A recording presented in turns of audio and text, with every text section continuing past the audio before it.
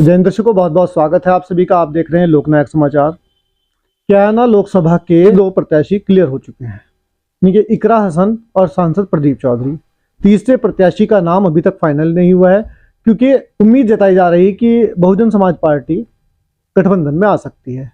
अभी तक कोई भी स्थिति उसकी तरफ से क्लियर नहीं है, जबकि बहन जी कह रही हैं कि अभी हम गठबंधन का हिस्सा नहीं है, हम अकेले चुनाव लड़ेंगे। लेकिन फिर भी जो राजनीतिक विशेषज्ञ हैं वो अनुमान लगा रहे हैं कि बहन जी आखिर तक आते आते जो उनके ऊपर से एक दबाव है वो दबाव हट जाएगा और वो गठबंधन का हिस्सा बन जाएंगे।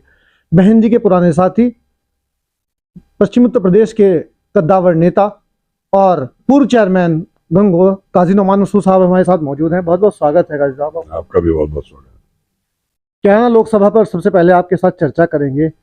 2 प्रत्याशी क्लियर हो चुके हैं। सांसद प्रदीप चौधरी जी, आपके पारिवारिक रिश्ते रहे हैं, आपके परिवार का हिस्सा रहे हैं वो, और दूसरी तरफ हसन परिवार, जिनके साथ आपके खट्टे मीठे रिश्ते रहे हैं। उनसे भी पारिवारिक रिश्ते रहे हैं, उनसे भी पारिवारिक रिश्ते रहे मैंने हैं। कहा है खट्टे और मीठे दोनों तरह के रिश्ते रहे हैं वो आपके। तो दोनों से हैं। प्रदीप से उतने खट्टे प्रदीप मीठे से हैं। खट्टे रिश्ते नहीं रहे आपके। प्रदीप के साथ आपके रिश्ते मधुर ही रहे हैं। अब भी जब मिलते हैं तो बड़ी मधुरता के साथ आप लोग मिलते हैं। क्या अनुमान है कैराना लोकसभा पर? सबसे पहले तो यही जानेंगे आप। कैंडिडेट 2 ही रहेंगे यहाँ, तीसरा कोई टिकट लेने वाला भी नहीं। मतलब पहली गेंद पर ही आपने अटैक कर दिया बहन जी पर। मैं कह रहा हूँ टिकट लेने वाला भी नहीं कोई। मुर्गा कोई है नहीं, हलाल होने को क्या करें। ये जो आप शब्द कह रहे हैं मुर्गा हला, मुर्गा बता रहे हैं आप, मुर्गा हला। वहां जो टिकट लेने के लिए जाते हैं वो मुर्गे होते हैं। हाँ बिल्कुल, मुर्गे है बढ़िया। तो कभी आप भी रहे थे? मैं भी हलाल हुआ हूँ ना, इसलिए पता मुझे। अभी मेयर के चुनाव में भी आप हलाल हुए? सो भी हलाल हो गया, छोटा थोड़ा हुआ हो गया। हो गए। हाँ। तो फिर हलाल होने के बाद पार्टी ने आपका निष्कासन किया था, आपको खुशी हुई थी, दुख हुआ था? बहुत खुशी, अल्लाह की कसम बहुत खुशी। अल्लाह तेरा शुक्र है जान छूट गई थी, क्योंकि लग रहा था कि भाई पार्टी छोड़ूंगा, फिर लोग कहेंगे पार्टी छोड़ दी। बहन जी का बहुत बड़ा एहसान है, बेचारी को बाहर का रास्ता खुद ही कह दिया कि जाओ। आप पहले राजनीतिज्ञ हैं जो बड़ी खुशी के साथ बता रहे हैं कि मुझे बड़ा मजा आया भाई, अल्लाह का शुक्र है पार्टी से निकाल दिया। इतने ज्यादा पीड़ित थे आप? देखिए ऐसा है, मैं किसान आदमी हूँ, बहुत मेहनत से काम करता हूँ मैं। खेती का शौक है, अपने बागबानी का शौक है मुझे। और जो किसान होता है, जो किसान का बेटा होता है, उसे हर चीज़ का पता हो कि कितनी मेहनत से कमाया जाता है। जब जाके अपने शौक में कहीं हलाल होकर दे दें तो तकलीफ तो होती है। अच्छा, वापस कैराना लोकसभा पर आते हैं। चलिए आपकी ही मान लेते हैं, 2 प्रत्याशी रहेंगे, इकरा हसन और सांसद प्रदीप चौधरी। चुनाव में कौन हावी रहेगा? इकरा चुनाव जीतेगी। कौन से समीकरण से? 3 सीटें हैं यहाँ पर रालोद की, और उधर से 2 सीटें उनकी हो गई, तो 5 की 5 सीटें तो उनके पास है विधानसभा की। देखिए ऐसा है, मुझे शामली जिले के अंदर जो स्थिति रहेगी वो तो उनको पता है, मैं वहाँ राजनीति नहीं करता। लेकिन मुझे सहारनपुर का पता है। सहारनपुर की दोनों सीटों से इकरा हसन भारी वोटों से चुनाव जीत करके जाएगी। पहले भी ऐसे ही हुआ था कि यहाँ से 40,000 वोटों से चुनाव जीती थी दोनों सीटों से, वहाँ से लगभग 4,000 से 3,000 से हारे थी और चुनाव जीत गए थे। अच्छा, जयंत चौधरी के परिवार से आपके बड़े पुराने रिश्ते रहे हैं, बहुत पुराने ताल्लुकात रहे हैं। वो इतने बड़े विरोधी थे भारतीय जनता पार्टी के, एनडीए के इतने बड़े विरोधी थे, फिर अचानक क्या स्थितियां बनी, क्या परिस्थितियां बनी कि वो अचानक से उनके पाले में जाकर के बैठ गए? देखिए जयंत जी भाई हैं, बड़े नेता हैं, और मुझे जैसा छोटा कार्यकर्ता उनके बारे में टिप्पणी ठीक नहीं है। जो उनका निर्णय है उनकी मर्जी है, उसमें मैं कुछ नहीं कहूँगा। अच्छा, आप उस पर कोई टिप्पणी नहीं करेंगे? ऐसा कोई आपके ऊपर दबाव है या फिर पारिवारिक संबंधों की वजह से? नहीं दबाव नहीं है, वो देखिए लेवल की बात है। वो बड़े पार्टी के अध्यक्ष हैं। अभी आपने पार्टी के अध्यक्ष है, बसपा के ऊपर, राष्ट्रीय पार्टी के ऊपर आपने इतनी बड़ी टिप्पणी कर दी, मुर्गा हलाल बता दिया, और यहाँ पे सिर्फ वो पश्चिमी उत्तर प्रदेश में ही तो है उनके पास वोट बैंक। देखिए मैंने वहां जहां तक बीएसपी की बात की, वो तो कार्य प्रणाली होती है। आदरणीय बहन जी के बारे में मैंने कुछ नहीं कहा। आप यहाँ सीधे जैन जी का नाम लेकर के सवाल कर रहे हो। अगर आप बहन जी का नाम लेके तो मैं वहां भी ना कुछ कहता। बड़ी नेता है। अच्छा, अशरफ अली खान, अफजाल खान, राव वारिस, आपके नवाजिश खान, अमीर आलम खान, ये बड़े बड़े चेहरे, बड़ा बड़ा नाम है ये सब लोग। ये भाजपा के लिए वोट मांगेंगे, क्या मुसलमान इनकी बातों में आएगा, इनके कहने से वोट डाल पाएगा? मुझे तो लगता नहीं मांगेंगे। लेकिन ये है कि मांगेंगे तो मांगने का हक तो सबका है, देने का हक तो जनता का है। जनता देगी नहीं देगी ये पता नहीं, आपका क्या अनुमान है, क्या दे पाएगी? मुझे नहीं लगता जनता वोट दे पाएगी। हाजी सलीम कुरैशी रालोद नेता हैं और वो बस भाजपा के साथ चले गए। भाजपा के साथ जाने के बाद कल उन्होंने यहाँ पर कार्यक्रम था, कार्यालय का उद्घाटन था, उसमें उन्होंने कहा कि सब जगह भाजपा के चेयरमैन हैं, गंगों में भी अगर विधायक जी चाहें तो आ सकते हैं। इस पर आपकी ओर से कोई टिप्पणी? नहीं, वो तो एक खुली धमकी, आपके अल्फाज के मुताबिक खुली धमकी है। विधायक जी अगर चाहें, ये तो खुली धमकी हुई ना, और सांसद के मंच से हुई। और वो हाजी सलीम साहब वहाँ गए हैं भाजपा के मंच पे, तो अपने कारोबार को दुरुस्त करने के लिए गए। वो किसी लाला पार्टी के चक्कर में नहीं गए, वो तो अपने कारोबार को दुरुस्त करने के लिए गए। उनको जो काम चलते हैं उसमें सत्ता का साथ चाहिए, तो चोरी का रास्ता ही मिल गया। इसमें मैं क्या कह सकता हूँ? नहीं, उनको अच्छा खासा वोट मिला था यहाँ चेयरमैन। उनके प्रत्याशी जो थी, उनके भतीजे की जो पत्नी थी, वो चुनाव लड़ी थी, उन्होंने ही उनको चुनाव लड़ाया था, आपके खिलाफ चुनाव लड़ाया था। उनका कहना ये है कि जो वोट उनको मिला था प्लस भाजपा को वोट मिला था, वो मिल करके यहाँ से हम उनको देने का काम करेंगे। अगर इतना वोट ना जोड़ पाए फिर क्या करेंगे? अगर भाजपा का दोनों के वोट, भाजपा के इनके दोनों के मिला लो, लगभग 16,000 वोट बैठ रहा है। अगर ना मिल पाया प्रदीप को इतना, तो फिर क्या करेंगे ये? नहीं, वो तो बात भविष्य गर्भ में है, वो तो उम्मीद लगा रहे हैं लोगों से। हम ऊपर वाले के से डर के कह रहा हूँ, परवरदिगार आलम मेरे अल्फाज को पूरा करे, प्रदीप इतने वोट यहाँ नहीं ले पाएगा। गंगोनगर की बात करते हैं। गंगोनगर से कितने वोट आप इकरा हसन को, क्योंकि अब घूम फिर करके इसकी पूरी धुरी आप बन चुके हैं, सेंटर पॉइंट आप बन चुके हैं गंगों में हसन परिवार के लिए। आपके आपस में तालमेल और सामंजस्य भी बैठता जा रहा है। कितना वोट आप दे करके भेजेंगे यहाँ से इकरा हसन को? देखिए, जितना वोट मुझे मिला है चेयरमैनी के चुनाव में, उससे ज्यादा ही मिलेगा ऊपर वाले चाह। आप प्लस करके मुझे अपने साथियों पर, अपने लोगों पर, अपने कस्बे के अवाम पर बेपनाह यकीन है, और वो मेरी इज्जत और मेरी बात की खातिर साथ देंगे। बिल्कुल वोट मिलेगा, मेरे वोट में कहीं कोई क्रॉसिंग नहीं होगी। देखिए, जहाँ तक बात यह है, यहाँ चुनाव लड़ाने के बाद बहन तबस्सुम को लड़ाया था, लगभग 13-14 हजार वोट के आसपास मिला था। 14,000 प्लस वोट मिला था, जो भी था। तो उम्मीद करता हूँ कि 15,000 प्लस पे जाएंगे अब गए। बहुत बड़ा दावा आप कर रहे हैं यहाँ से। अब दावा तो नहीं मैं कह सकता है, तो अल्लाह के से डर के कह रहा हूँ बात में, लेकिन इंशाल्लाह मुझसे निकली बात पूरी अल्लाह ताला परवरदिगार आलम कराएंगे।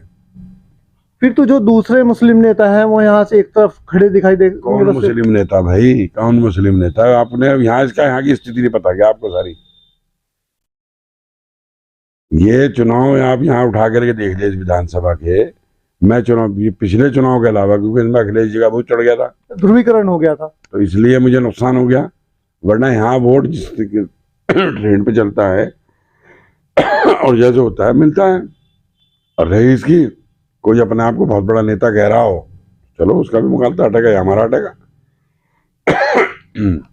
साहिल खान ने मीटिंग की अपने आवास पर सहारनपुर में। बहन इकरा हसन वहां पर आई, उनके मामा जी साथ थे।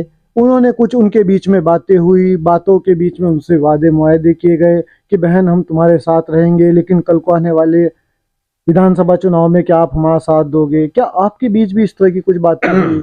खुद ही को कर बुलंद इतना कि हर तकदीर से पहले खुदा बंदे से खुद पूछे, बता तेरी रजा क्या है? अरे अपने बाजू में ताकत होनी चाहिए।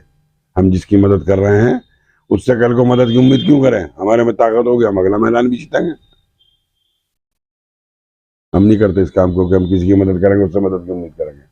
उसका दिल चाहेगा मदद करें, नहीं चाहेगा, अल्लाह मदद करने वाला है।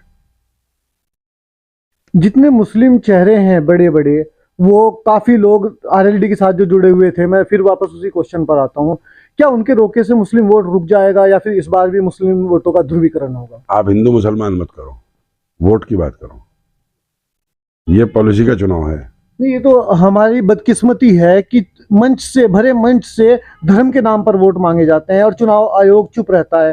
तो ये तो बात आती है, हम इसे डायरेक्टली कहें या इनडायरेक्टली कहें, ये तो होता ही है चुनाव में। देखिए वासिल भाई, मैंने कहा ना, वोट तो वोट है, वो हिंदू है कि मुसलमान है, लेकिन मतदाता है भारत का।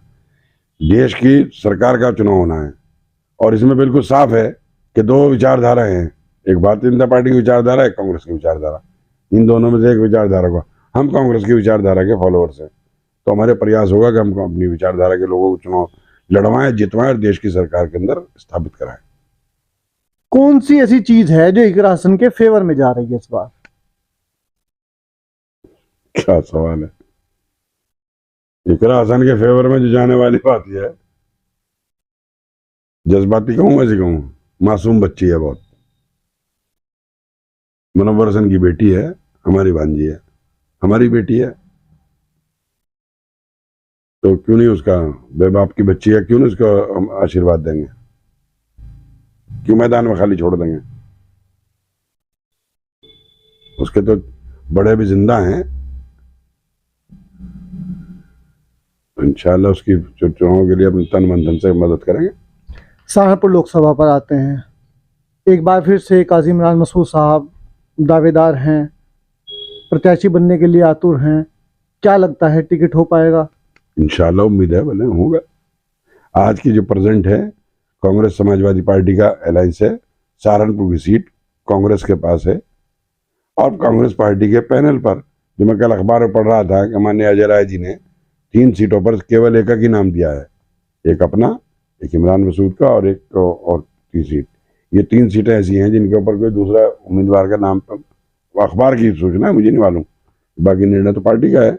लेकिन यह है कि यहाँ से जो लोकल अखबार से पता लगा है कि हमारे कुछ और भाई भी इच्छुक है, पैनल बन के गया हुआ है। अब ये तो पार्टी की बात है। बहरहाल उम्मीद यह है कि इमरान मसूद सहारनपुर से, नहीं, दावेदार तो वहाँ गजय सिंह जी भी हैं, मुजफ्फर उमर भी हैं वहाँ दावेदार। हाँ बिल्कुल दावेदारी कर सकते हैं, वो पार्टी के लोग हैं, अगर पार्टी को निर्णय लेती है तो उसका भी सम्मान करेंगे। क्या परिस्थितियां हैं वहाँ पर? समाजवादी पार्टी की ओर से और कांग्रेस की ओर से इमरान मसूद का टिकट हो जाता है, भारतीय जनता पार्टी के प्रत्याशी आते हैं, उधर माजिद चेयरमैन जैसे कि वो दावेदार है, उनकी भी दावेदारी मजबूत है बसपा से, तीनों प्रत्याशी होते हैं। तो मैंने आपसे भी एक बात कही, ये 2 विचारधाराओं का चुनाव है। एक विचारधारा कांग्रेस वाली है, एक विचारधारा भाजपा वाली है। तो सहारनपुर हमारी कर्म भूमि है, सहारनपुर हमारे लिए अनजान नहीं है। हम तो चुनाव वहां हर परिस्थिति में चुनाव लड़े हैं। जब हम 4 लाख वोट दिए हम जब भी चुनाव लड़े, जब 2 लाख पे हम जब भी लड़े, और आपको उम्मीद है कि आपके जीत भी जाएंगे। चुनाव तो हम लड़े ही लड़ेंगे, लड़ रहे। लोगों का रुख लग रहा है इस बार। हाँ, फिर लगता है कि जनता का रुझान है। और ये हिंदू मुसलमान वाली बातें तो खैर करने की बातें हैं, लेकिन आम जनता का, किसान का, मजदूर का, दस्तकार का, बुनकर का, व्यापारी का, फुटकर व्यापारी का, हर आदमी की प्रॉब्लम्स हैं। ये लफाजी जिंदगी कब तक चलेगी? धरातल पर हुआ क्या है सिवाय हाईवे बनने के? हाईवे तो बन रहे हैं, बड़ी बड़ी कंपनियां बना रही हैं, जमीनें एक्वायर हो रही हैं, लेकिन आम उसके लिए क्या लाभ हुआ ये तो पता लगे ना कि ये हो रहा है लाभ। इस सरकार द्वारा इतनी योजनाएं चलाई गई हैं, जैसे अनाज दिया जा रहा है उनको, घर बनवाए जा रहे हैं, प्रधानमंत्री ये आवास। राइट टू फूड एक्ट का कांग्रेस पार्टी ने लागू किया था। 2 रुपए किलो अनाज कांग्रेस पार्टी देकर के आई थी। मैडम सोनिया जी सऊदी अरब गई थी, वहां जाके देखा कि बादशाह की जिम्मेदारी है कि कोई जनता भूखी ना रहे, तो उन्हें ये बात कानून समझ में आया कि तो हम भी अपने यहाँ लागू करें। मनमोहन सिंह जी की सरकार में उन्होंने ला करके लागू करवाया, तो सबको अनाज मिल रहा है, सस्ता राशन मिल रहा है। इसमें इनकी क्या उपलब्धि है? इनकी उपलब्धि तो है कि थैले पे इनका फोटो लग गया है, ये है बस इनका काम। क्या लगता है इस बार परिवर्तन हो पाएगा? कांग्रेस, भारतीय जनता पार्टी के रही अब के बार 400 पार, तो क्या उनको सत्ता से हटा पाएंगे? क्या स्थितियां रहेंगी? अब की बार कांग्रेस सरकार, कोई नहीं है 400 पार। दिल से कह रहे हैं या फिर औपचारिकता है? बिल्कुल नारा दे रहा हूं, अब की बार कांग्रेस सरकार, कोई नहीं है 400 पार। चलिए खैर, बहुत बहुत धन्यवाद। ये थे काजी नौमान मसूद साहब हमारे साथ मौजूद। बने हमारे साथ, देखते हैं लोकनायक सम्राट। जय हिंद।